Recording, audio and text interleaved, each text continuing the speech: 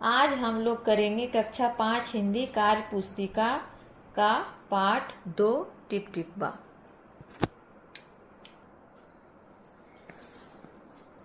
पाठ 2 टिप टिप्पा। तो आइए शुरू करते हैं। आपको भी कहानी सुनना अच्छा लगता होगा।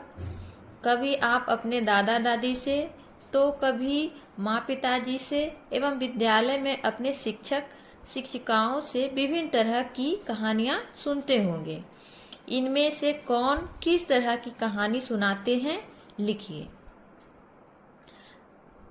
तो माँ प्रेरणादायक कहानी सुनाती है, पिताजी से जीवन के संघर्ष की कहानी, दादी से लोक कथा, शिक्षक शिक्षिका से हिंदी किताब की कहानी। अगला प्रश्न देख लेते हैं। दादी ने ऐसी कौन सी बात कही होगी जिससे बाघ बेहद घबरा गया होगा? आप किस किस बात से घबराते हैं? दादी छत से टपकते हुए पानी की तरफ देखकर बोली, हाँ बचवा, ना शेरवा के डर ना बघवा के डर, डर त डर टिपटिप्पा के डर। यह बात सुनकर बाघ बेहद घबरा गया। हम भूत से घबराते हैं, हम बड़े जानवर को देखकर घबराते हैं, परीक्षा से घबराते हैं। आइए जान लेते हैं हम लोग किस किस बातों से घबराते हैं। हम भूतों से घबराते हैं, हम बड़े जानवर को देख के घबराते हैं, हम परीक्षा से घबराते हैं। अगला प्रश्न देख लेते हैं। बारिश से बचने के लिए आप क्या क्या करते हैं? हम बारिश से बचने के लिए घर में रहते हैं, बारिश से बचने के लिए छाता तथा रेनकोट का उपयोग करते हैं। अगला प्रश्न देख लेते हैं। मुझे मेरे अर्थों से मिलाए। स्तंभ क, स्तंभ ख। उलीचना, उलीचने का क्या अर्थ होता है? उपचना। गढ़ई का होता है छोटा गड्ढा। दुम का अर्थ होता है पूछ। बला का अर्थ होता है आफत।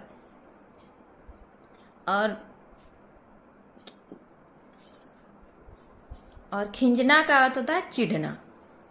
अगला प्रश्न देख लेते हैं। यहाँ कुछ कथन दिए गए हैं, बताएं ये कथन किसके किसके द्वारा कहे गए हैं? क है, ये टिपटिप्पा कौन है? टिपटिप्पा क्या शेर बाघ से बड़ा होता है? यह कथन भुवन के द्वारा कहा गया है। ख है, हाँ बचवा, ना शेरवा के डर ना बघवा के डर, डर त डर टिपटिप्पा के डर। यह कथन दादी जी के द्वारा कहा गया है। ग नंबर, महाराज मेरा गधा सुबह से नहीं मिल रहा है, जरा पोथी बाँचकर बताइए तो वह कहाँ गया है? भोला के द्वारा यह कथन कहा गया है। अगला देख लेते हैं। आज तूने बहुत परेशान किया है, मार मार कर मैं तेरा कचूमर निकाल दूंगा। यह कथन भोला के द्वारा कहा गया है। अगला देख लेते हैं। अब यह टिपटिप्पा कौन सी बला है? जरूर यह कोई बड़ा जानवर है। यह कथन बाघ के द्वारा कहा गया है। अगला प्रश्न देखते हैं। सुबह जब गांव वालों ने भोला के घर के बाहर खूंटे से एक बाघ को बंधा देखा तो उनकी आंखें खुली की खुली रह गई। क्या आपकी आंखों ने भी कुछ ऐसे घटनाक्रम को देखा है जब आपकी आंखें खुली की खुली रह गई हो? उन घटनाओं की चर्चा कीजिए। तो देख लेते हैं कौन कौन सी घटनाएं आती हैं। क में है, जब चिड़िया घर के सामने से शेर को देखा तो मेरी आंखें खुली की खुली रह गई। जब चिड़ियाघर गए होंगे घूमने तो सामने से जब शेर को देखा होगा तो उस टाइम क्या हो गया? आंखें खुली की खुली रह गई। ख नंबर, जब मैंने सर्कस में तरह तरह के करतब दिखाते देखा तो मेरी आंखें खुली की खुली रह गई। जब मैंने घर के बाहर अचानक सांप को देखा तो आंखें खुली रह गई। अगला प्रश्न देखते हैं। नीचे कुछ मुहावरे दिए गए हैं, मुहावरों का वाक्यों में प्रयोग करते हुए अर्थ बताइए। तो देख लेते हैं। कचूमर निकालना, बहुत पीटना, पुलिस ने चोर का कचूमर निकाल दिया। अगला देख लेते हैं। भीगी बिल्ली बनना, डर जाना, डाकू को देखकर सब भीगी बिल्ली बन गए। अगला देख लेते हैं। चू चपड़ ना करना, एकदम शांत रहना, पिताजी के सामने बच्चों ने चू चपड़ नहीं की।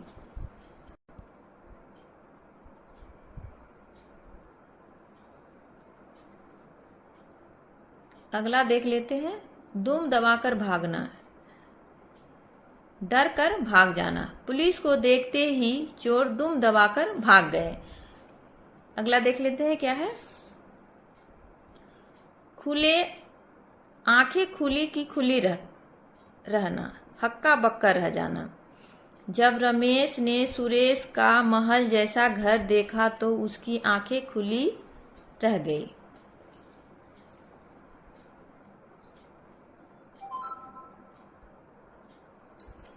अगला प्रश्न देख लेते हैं। निम्नलिखित गद्यांश को पढ़िए और पूछे गए प्रश्नों के सही उत्तर चुनिए। आइए पढ़ लेते हैं। वह खूंखार डाकू रस्सियों में जकड़ा हुआ सिकंदर महान के सामने सिर झुकाए खड़ा था। सैनिकों के साथ हुई झड़प में वह घायल हो गया था।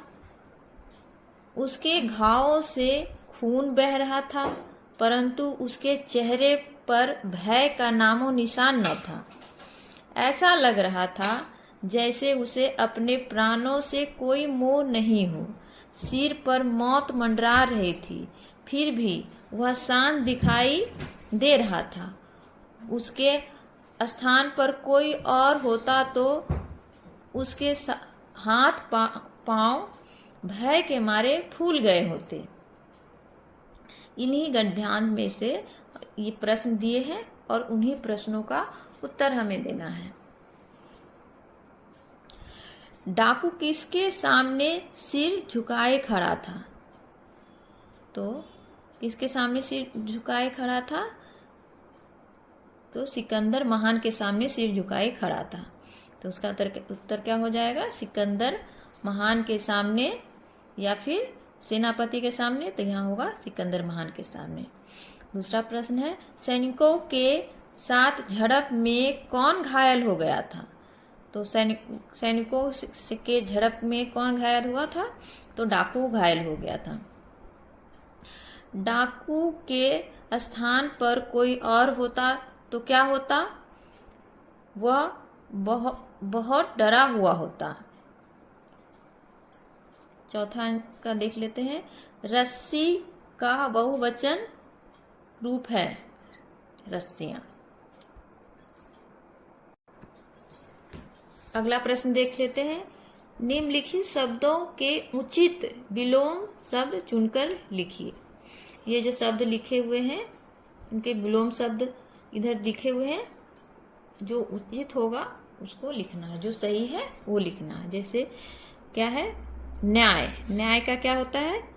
अन्याय। तो यहाँ पे लिख देंगे अन्याय।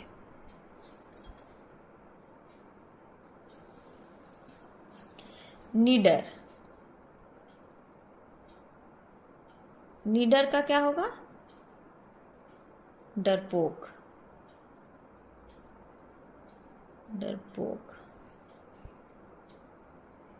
विधवा, विधवा का साधवा।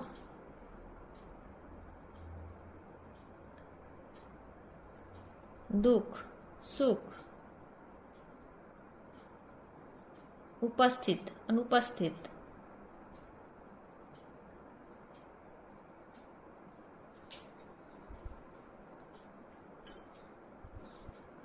दुराचारी, दुराचारी का विलोम होगा सदाचारी। राजा का विलोम होगा रंक। शांत का अशांत।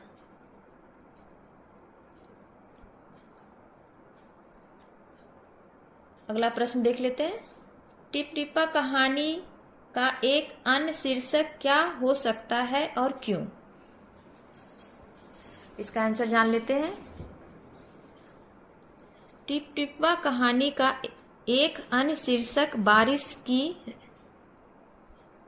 बारिश की रात हो सकता है, क्योंकि सारा घटनाक्रम बारिश के कारण ही हुआ है। उस दिन बारिश ना होती तो यह घटना नहीं होती। अगला प्रश्न देखते हैं।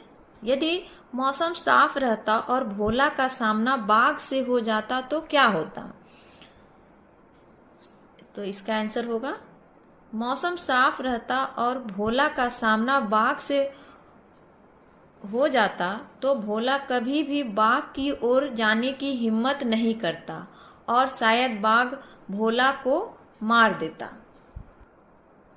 अगला प्रश्न देखते हैं। यदि बाघ भुवन के घर में रात भर छिपा रहता तो क्या होता?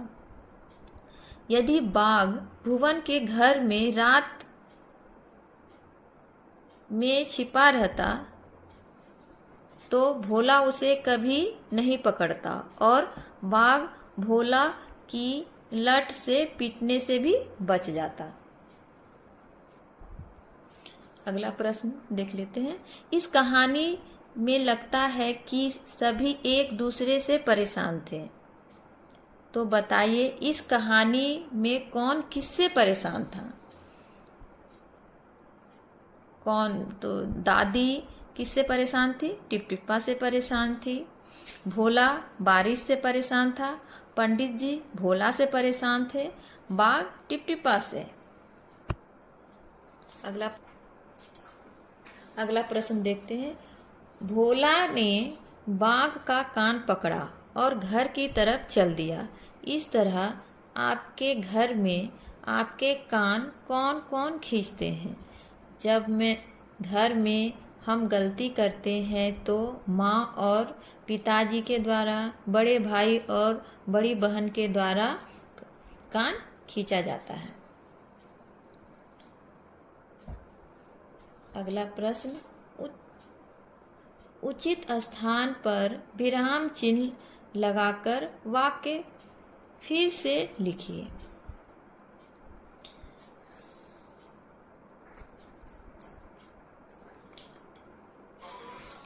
क है, पोता उठकर बैठ गया। दादी, ये टिप टिप्पा कौन है? टिप टिप्पा क्या शेर बाघ से बड़ा होता है? उसने पूछा। तो इसका आंसर होगा ऐसे, पोता उठकर बैठ गया, पूर्ण विराम, दादी, कौमा, यह टिप टिप्पा कौन है? प्रश्नवाचक चिन्ह, टिप टिप्पा क्या शेर बाघ से बड़ा होता है? प्रश्नवाचक चिन्ह, उसने पूछा, पूर्ण विराम। ख नंबर, भोला वहां से चल दिया। चलते चलते वह एक तालाब के पास पहुंचा। तालाब के किनारे ऊंचे ऊंचे घास उगे हुए थे। तो आंसर इसका कैसे बनेगा? भोला वहां से चल दिया, पूर्ण विराम, चलते चलते वह एक तालाब के पास पहुंचा, पूर्ण विराम, तालाब के किनारे ऊंची ऊंची घास उग रही थी, पूर्ण विराम।